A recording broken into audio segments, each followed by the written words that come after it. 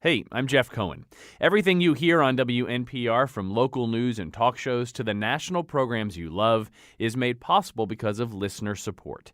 You make it happen. You give the radio its signal, the computer its stream, the smartphone its podcast. You make it so we can reach you wherever you are. We love that you listen, but we also need your dollars. Go to WNPR.org and click on Donate in the upper right-hand corner. Thanks for helping out. C-SPAN now resumes live coverage of the Judiciary Committee hearing on the nominations of Judge Neil Gorsuch. Senator Wolf from Arkansas has the floor.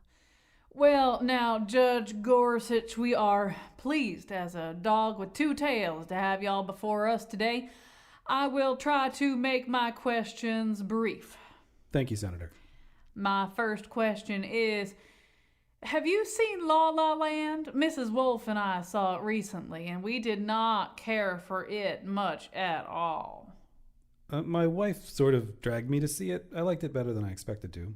Well, how about that fella, little goosey boy? Ryan Gosling, sir?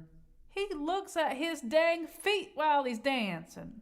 I think the idea was that ordinary people can burst into... Ordinary? What the heck is ordinary about that girl with eyes like satellite dishes? She looks like one of them spooky dolls you win at a carnival for throwing rings around a bottle. Emma Stone, yes. Senator, I fail to see how this connects to... I'll tell you why, son. Because La La Land could get the Oscar for Best Picture. It ain't no Braveheart. It sure as hell ain't no Silence of the Lambs. It ain't no Gladiator. What kind of judge are you if you don't know that? Well, I'm not... Who's better, Lady Gaga or Mumford and Sons? Do you mean... Trick question, son. They both stink like a cat house at low tide. Okay, PS4 or Xbox One? I'm not sure I... Sony PS4 has more exclusive games. Blake Shelton or Adam Levine? Sonny, I think you should go learn how to judge things. Come back when you know something. Meanwhile, we got a show right here. Yes, we do. It's some kind of show, so set yourselves down.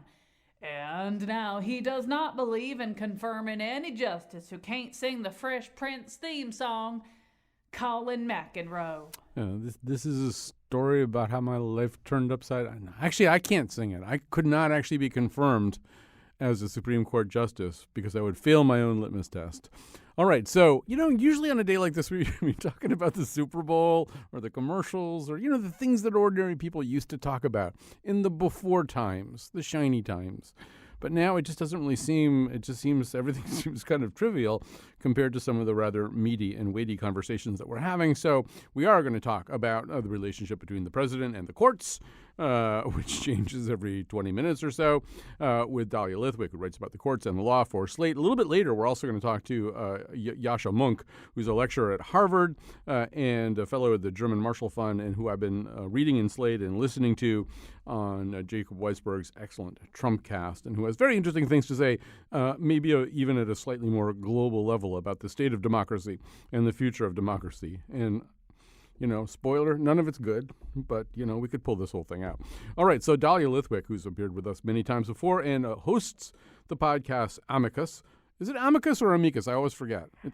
It's so complicated. We pronounce it amicus. Yeah, that's what I thought. A lot of fancy people pronounce it amicus, and then Justice Breyer surprised me by pronouncing it amicus. So take your pick. He's on the Supreme Court. He doesn't even know how to say that correctly. All right. So, or maybe what he says goes. Well, I was just laughing with you before we went on the air.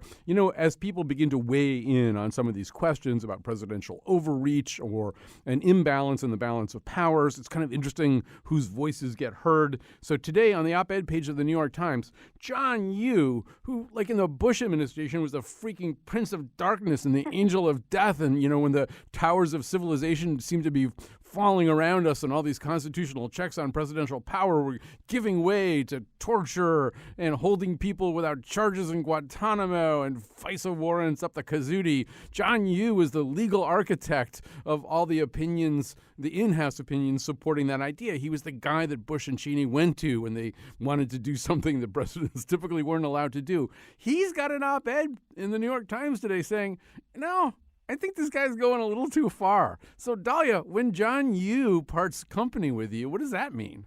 Well, I mean, a couple things. First of all, it's true.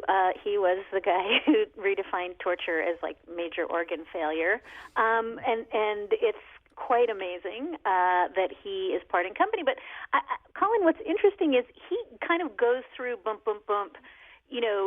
Trump's various actions, and he doesn't really take issue with the uses of executive power. He more has a problem with tone. Mm-hmm. And so, he's like, oh, the Muslim ban, that's okay. Probably shouldn't have called it a Muslim ban. It's interesting because he seems to think if I were writing these memos, I could make them okay. His problem is that he doesn't like Trump's kind of roughshod dismissal of the judiciary, and he doesn't like Trump's language. He doesn't like the fact that in Trump's, when he took his oath of office, he forgot to talk about the Constitution. But it is interesting. It doesn't feel as though in a deep way he thinks these are extra-legal, extra-constitutional executive actions. He just wishes Trump would talk more nicely about it. Right. So when it gets to the immigration ban, he has an interesting set of reasonings that since I am not Dahlia Lithwick and I don't really know how all these things work that well, I don't know when this would come up.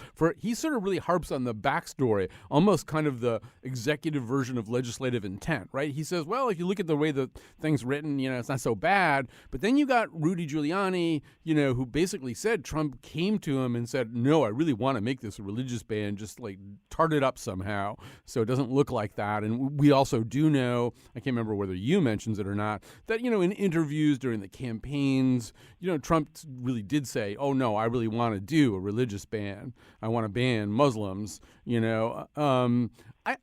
terms of the kinds of court actions that are working their way across this subject right now, I'm not sure whether any of that backstory, that intent, is going to come up unless it can really be read at the letter of the executive order. It actually will come up, and I think it will come up largely because, what we're seeing now, we haven't really seen litigation on the merits, right? Is this constitutional or not? We've seen a bunch of, injunctions, a bunch of judges saying we're not even going to get to the constitutional question. We're just going to say for right now these plaintiffs are being harmed and they have, a decent chance of succeeding at the merits. It's a pretty low baseline for, enjoining this executive order.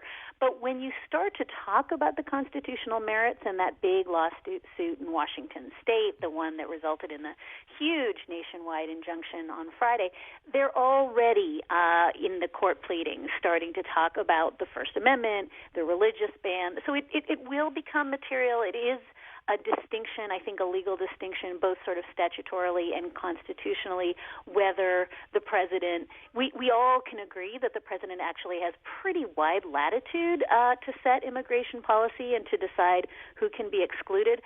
But once you start doing it on the basis of religion as opposed to some other classifications, huge constitutional flag. And so even though this seems like, wait, what? We're citing like Mike Huckabee and Rudy Giuliani, it does become actually probative in a court if this is just an end run around the president's promise that this would be based on religion. Right. So, and the dagger that he kind of left on the table with his fingerprints on it, I think is within the executive order, where in fact it says that some kind of fast tracking or favoritism will be given to persecuted religious minorities. If you can make the case that you're a religious minority facing persecution, first of all, that you're facing religious persecution, and second of all, that you're a religious minority in that country, then you get extra points. You get to go to the head of the line, whatever. You get some kind of assistance or priority there. And since they're all Muslim-majority countries, it kind of does look not only like it's a ban of Muslims, but as though there might be favoritism of Christians written in there. That he also has said that in interviews, that he would, like to favor Christians, and that gets into all kinds of establishment clause issues, I would think.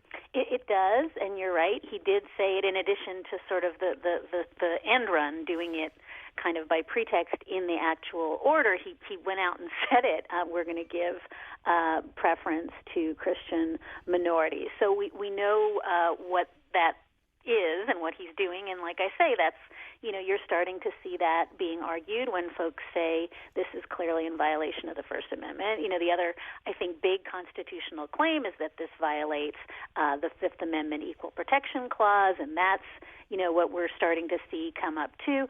I think in fairness, and it pains me to say in fairness to John Yoo, but I'm going to say it.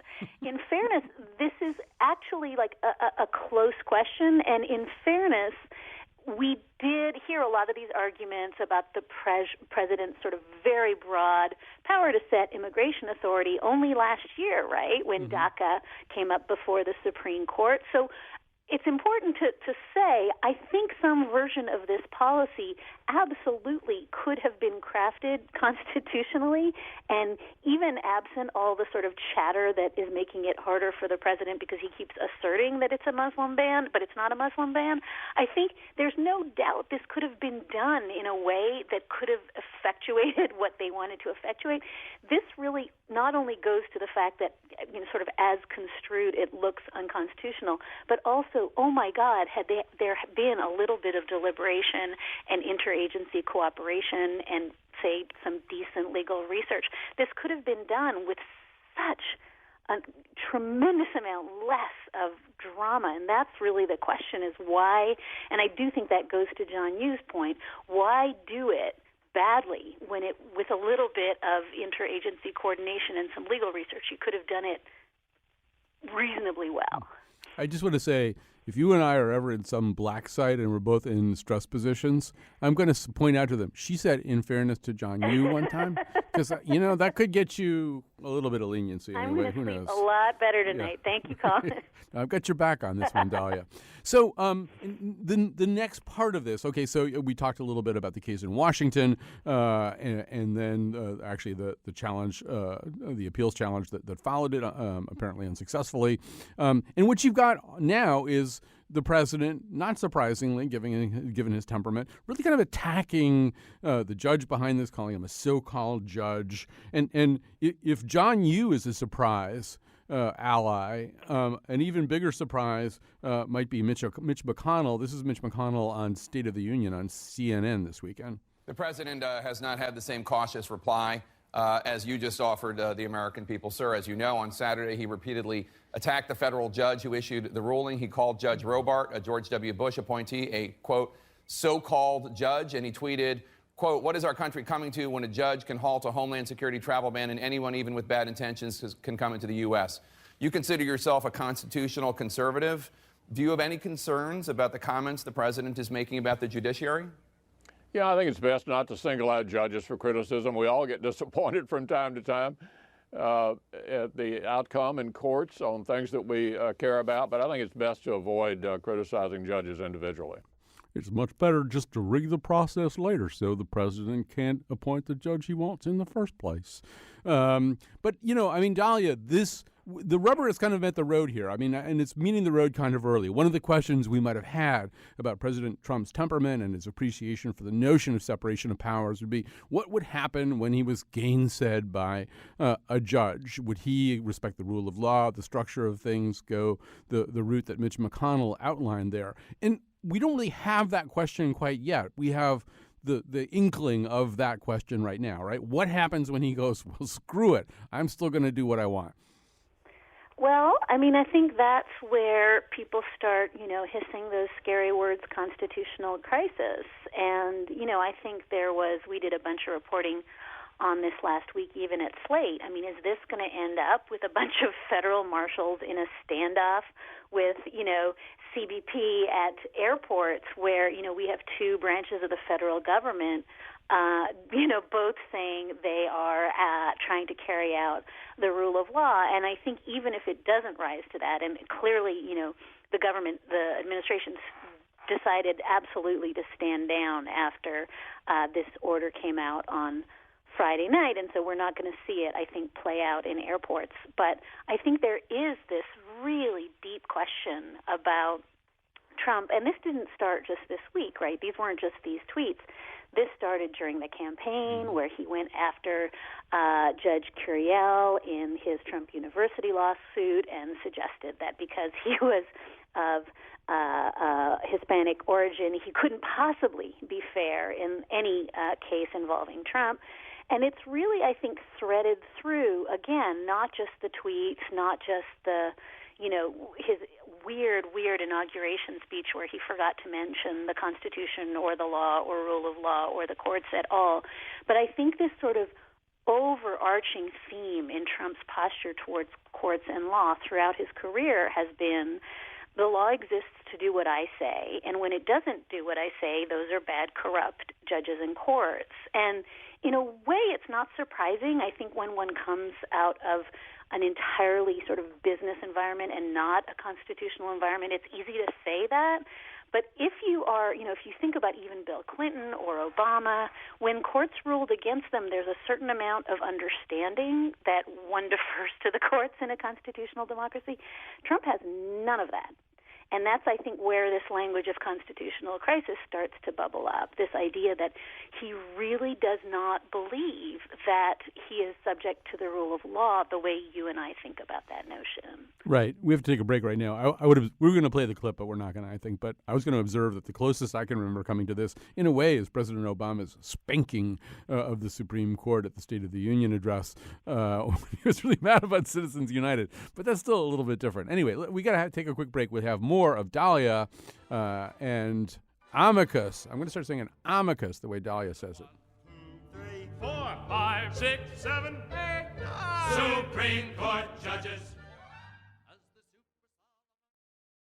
With all due deference to separation of powers, last week the Supreme Court reversed a century of law that I believe will open the floodgates for special interests, including foreign corporations, to spend without limit in our elections.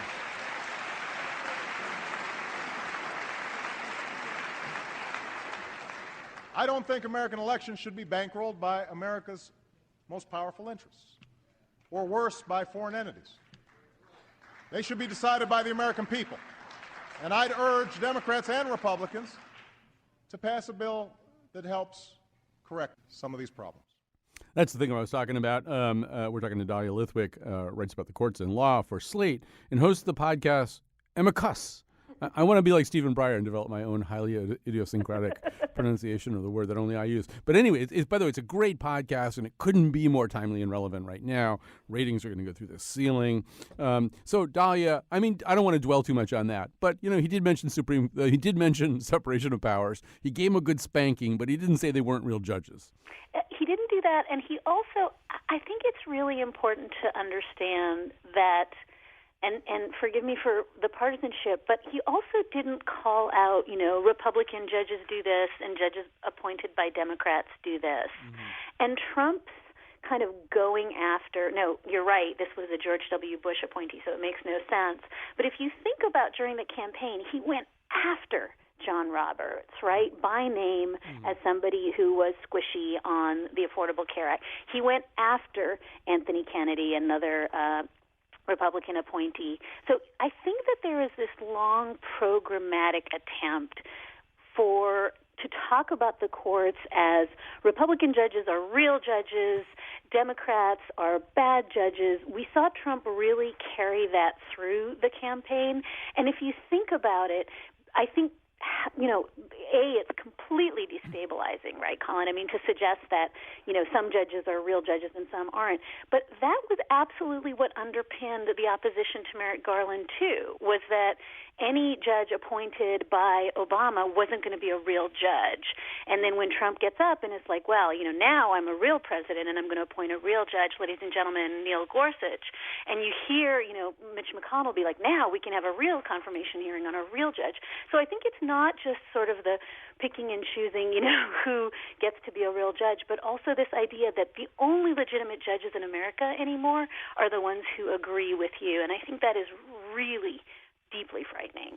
We only have just a few minutes to talk about Gorsuch, but Dahlia, come with me to a different world where Merrick Garland had been confirmed. Gorsuch is the second appointment of this presidency. Trump isn't the president. Jeb ! Bush is the president, and he appoints Neil Gorsuch. At that point, is there an intellectually coherent argument against the confirmation of Gorsuch? Is there something fundamentally wrong with him that isn't completely circumstantial? I actually think that the only thing that's kind of wrong with Gorsuch is that he's not Merrick Garland. In other words, I think if you're going to filter this through the analysis that blocked Garland, then Gorsuch doesn't pass either, right? Which is that no president gets to appoint anyone ever.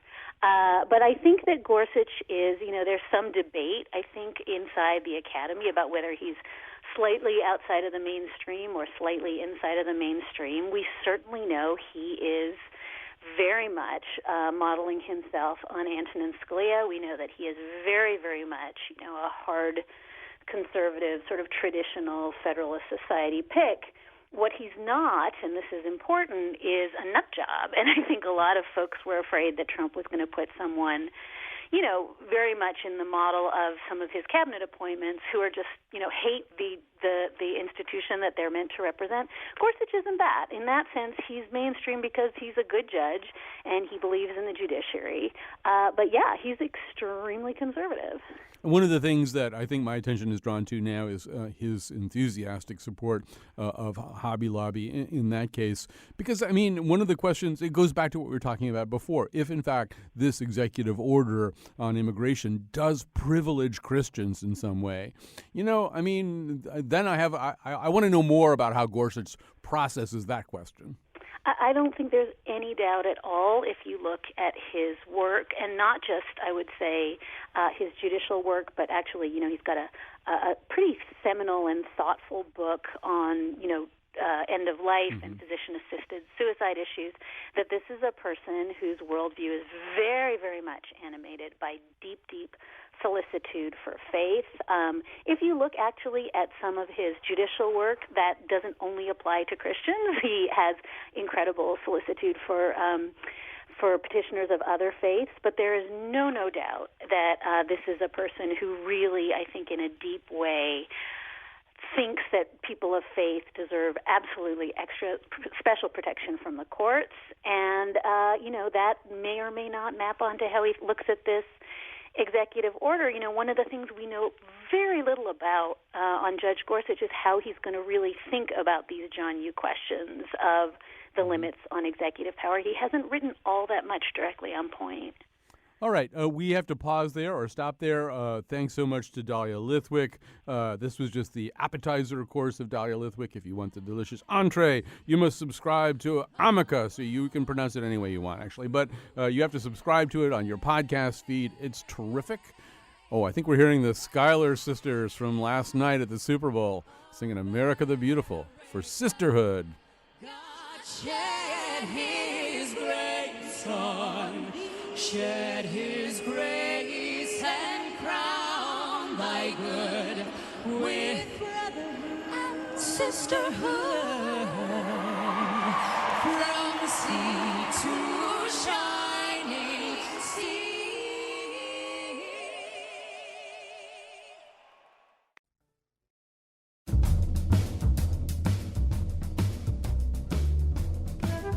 Today's show was produced by Betsy Kaplan and me, Kyone Wolf.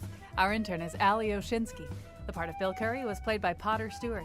You can hear all of our shows at WNPR.org/Colin. And a reminder, starting this week, all of our reruns will be at 9 p.m. On tomorrow's show, how do you pin down the concept of beauty? And now, back to Colin. All right, we are indeed back. One of the indispensable tools for getting through the current era, as far as I'm concerned, is another Slate podcast. Actually, this sounds like some kind of infomercial for Slate podcast today, but the Slate podcast Trumpcast, hosted by Jacob Weisberg.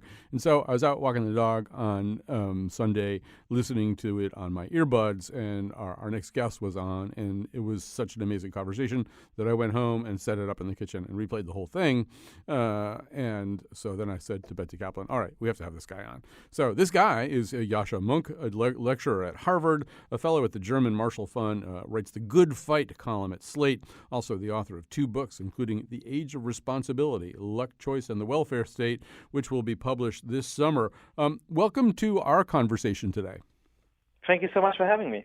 So I'll begin with a little bit of breaking news. You may not even know this, or maybe you do. The Speaker of the House of Commons in Parliament in Britain, John Bercow, I think his name is, has said that he would oppose letting Donald Trump speak to Parliament when he visits the United Kingdom later this year. And he cites really some of the kinds of points that we tend to discuss here, some of the kinds of things that you've been discussing, almost as if this were some kind of contagion, almost as if, and I think it's an argument that you're making, that this isn't a battle that's confined to the United States. It's a fundamental question about how constitutional democracies and related forms are going to function.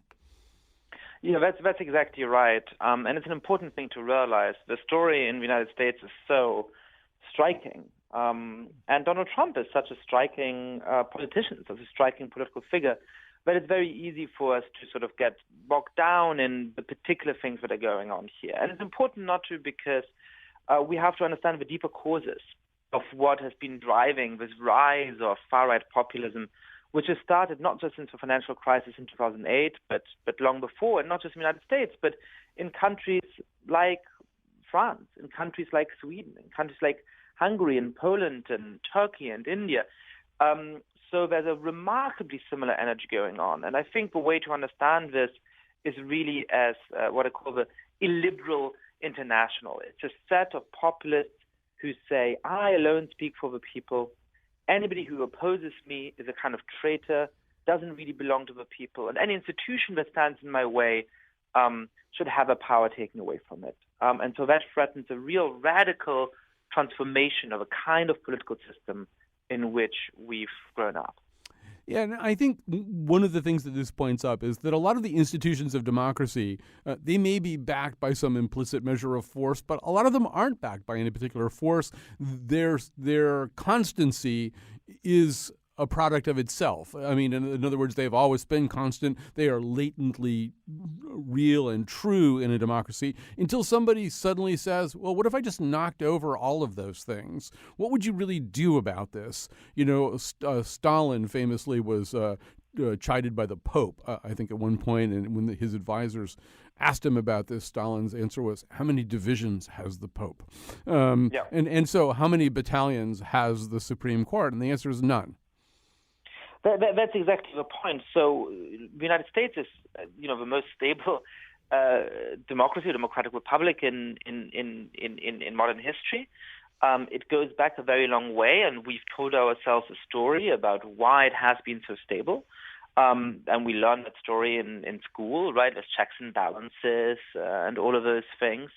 But as a matter of fact, during our history, we've never been in a situation in which somebody actually tries to take all of the power in their own hands in the White House. We've never been in a situation in which people have been as little informed about the political system and as angry at the political system as they are now. And so we don't really know how well these checks and balances work under stress. We know that when people have a deep commitment to democratic norms and they don't elect politicians who go around undermining democratic norms, then the checks and balances work pretty well. So what happens in a situation where a president says, you know what, I disagree with this so-called judge in Oregon or somewhere else, and I'm going to tell the federal bureaucracy to just enforce my executive order, even though it has been overruled by the courts? We've never been there. We don't know how exactly that drama goes down, and that's one of the things I'm really worried about for the next 4 years. Right, and it gets down to almost a form of game theory. If you're a respecter of the institutions of democracy and all of its implied and explicit covenants, and you're dealing with somebody who isn't, it can be much more rewarding to the person who decides to break the rules. And let's take a really specific example that's pre-Trump. So we were just talking to Dahlia about this. So at a certain point, Mitch McConnell and the Republican minority decide that they're not going to let Barack Obama have his Supreme Court appointment, not even a hearing for the Supreme Court appointment. It's March of his final year. It's not like he's getting out of office the next day. They kind of make up a new rule, a new precept, and it obviously favors them, and as a strategy, it's worked out superlatively. They've made up a rule or broken an old rule. And so then the question at the level of game theory, Yasha, becomes, well, is it there then in in the interests of the other side, even if intellectually it's committed to the preservation of institutions and covenants, to start doing the same thing? Like, let's say the Democrats took back the Senate in 2018. Should they say the same thing? You know what? You're not getting any hearings on your Supreme Court nominations unless you give us David Souter 2.0 or something that we really like a lot. Otherwise, screw it. We're just not doing this anymore. And suddenly you have a system that's in default because neither side can afford to believe in it anymore. That's exactly the danger, right? So, I think there is a sort of game theory question here. There is a question about, if you're a Democrat in the Senate right now, and the Republicans have nominated somebody with whom you have real disagreements, but who's not outside the judicial mainstream. And ordinarily you would say, well, look, I might vote against him. I might grill him in confirmation hearings.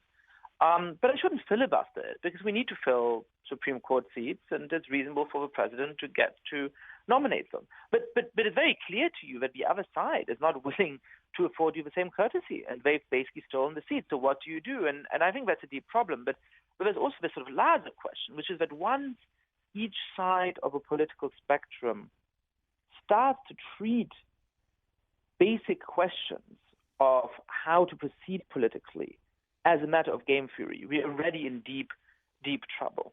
The Constitution and our sort of political practices can't spell out every single thing about how to work the system. If you want to destroy the system, it's relatively easy to do that.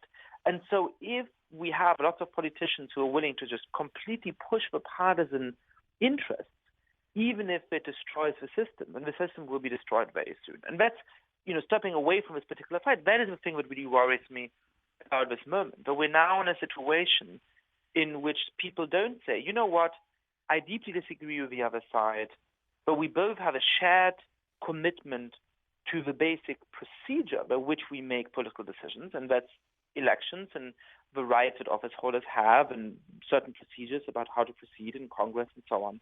And so I know that if I lose this fight, it's okay, because 2 or 4 or 6 years from now, I can come back and I can win the elections, and that's the way that we resolve political disputes.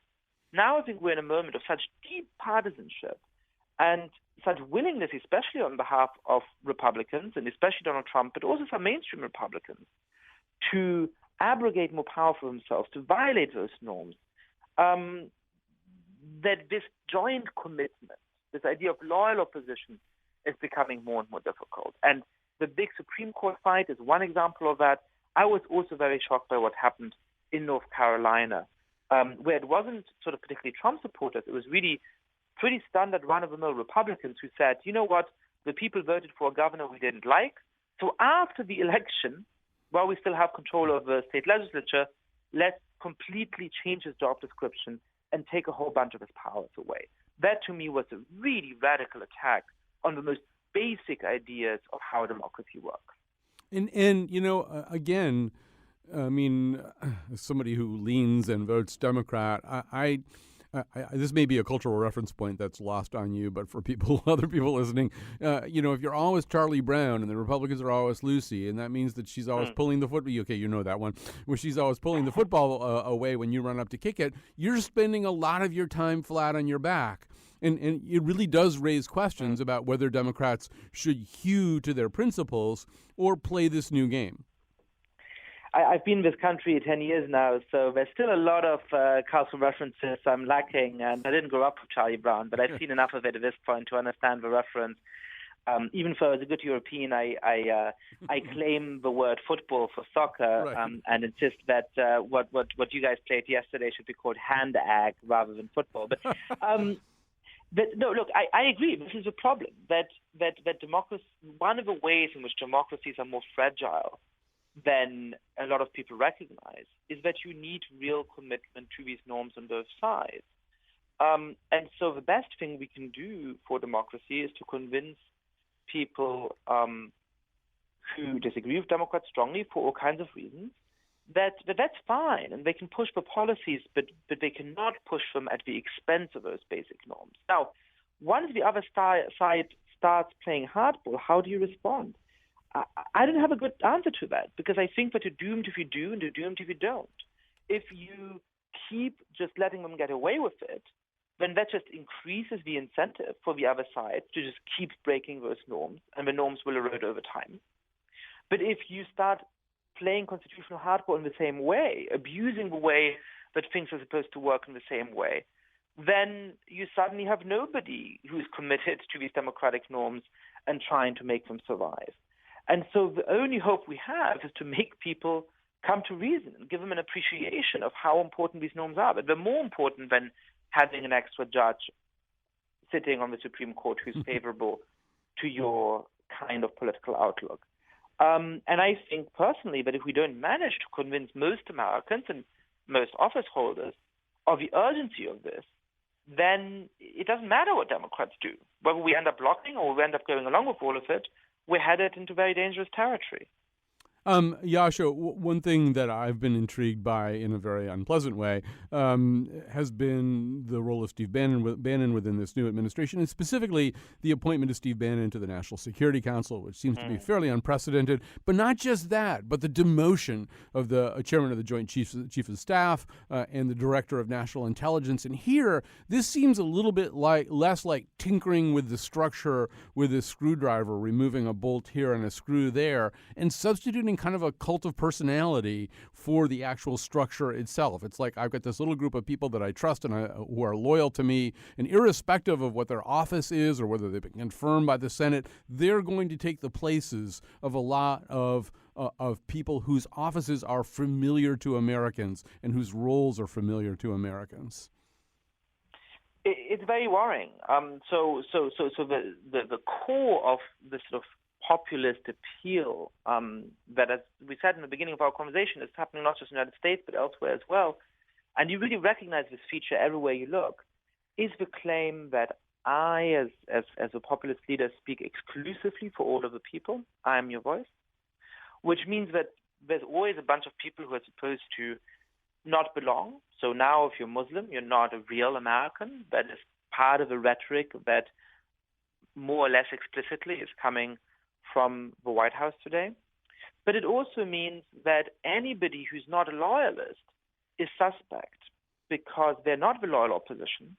They are not doing the reasonable, legitimate work of counterbalancing the power of the executive. But rather, in the eyes of these ideologues, in the eyes of these populists, they are stopping the will of the people from being fully executed, and that is never acceptable. And so what you've seen in countries like Hungary or Poland or Venezuela is that this political logic leads the populist leader toward undermining the independence of state institutions, towards trying to get his own cronies into as many positions of power as possible, into attacking the independent judiciary, independent electoral commissions, and taking over the national security state. And the thing that worries me about not just the appointment of Steve Bannon to the National Security Council, but in particular the removal of the Joint Chiefs of Staff and so on, is precisely that it's politicizing one of the aspects of the state that most needs to be independent, the aspect of the state that's deciding whether or not there's genuine security threats, and if so, what to do about them. You know, we've got just a few minutes left. We're talking to Yasha Monk. His upcoming book is The Age of Responsibility, Luck, Choice, and the Welfare State. He writes the Good Fight column at Slate. He's a lecturer at Harvard and a fellow at the German Marshall Fund. So you lay out sort of three symptoms that indicate that your democracy has influenza, essentially. An increasing percentage of people no longer think it's important to remain democratic. They're more open to non-democratic forms of government, such as military rule, and the rise of anti-system parties and movements whose core message is that the current system is illegitimate. So I don't know. I read that and I think we're in intensive care unit now, right? We're not even out there in the emergency room anymore. Or I don't know. How close do you feel that we are to being in fairly serious trouble? I think we are in very serious trouble. I had one fear, which is that based on my research over years of public polling, We know that citizens are less committed to democracy than they used to be, that they're more open to authoritarian alternatives to democracy. And we know that people are pretty complacent, that they think that the good things in the system are here to stay, but we don't have to worry about them. And so I was really worried that we would see a slow creeping attack on basic democratic norms and institutions, and that there wouldn't really be opposition against it. What I've been observing in the last 2 or 3 weeks instead is a astoundingly open and aggressive, proud attack on democratic norms, which is part of the reason why we're now in the emergency room or the ICU or whatever other part of the hospital. But I've also seen a very quick and rapid awakening of a lot of people to the danger we're in, and a willingness to go out and protest and to show that Donald Trump does not speak exclusively, him alone, for all of the American people. But there's a lot of people who have different views and who have commitment to these democratic norms and who are going to stand up to that. So I think we're headed for a real clash, which is not a good position to be in.